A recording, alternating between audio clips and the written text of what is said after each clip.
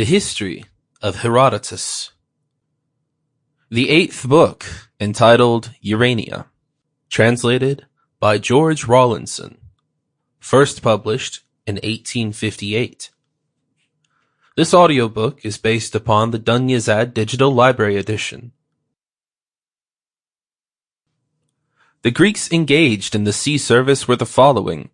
The Athenians furnished 127 vessels to the fleet, which were manned in part by the Plataeans, who, though unskilled in such matters, were led by their active and daring spirit to undertake this duty.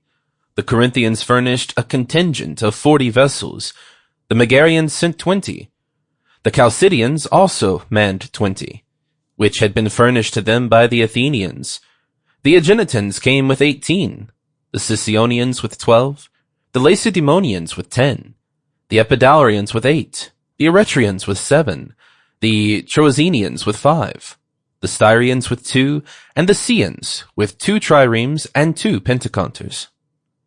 Last of all, the Locrians of Opus came in aid with a squadron of 7 pentaconters. Such were the nations which furnished vessels to the fleet now at Artemisium, and in mentioning them I have given the number of ships furnished by each.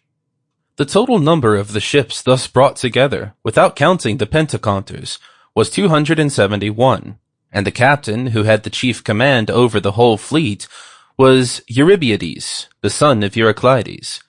He was furnished by Sparta, since the allies had said that if a Lacedaemonian did not take the command they would break up the fleet, for never would they serve under the Athenians.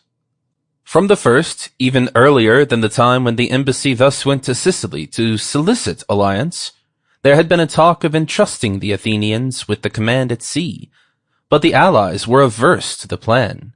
Wherefore the Athenians did not press it, for there was nothing they had so much at heart as the salvation of Greece, and they knew that if they quarreled among themselves about the command, Greece would be brought to ruin. Herein they judged rightly, for internal strife is a thing as much worse than war carried on by a united people, as war itself is worse than peace.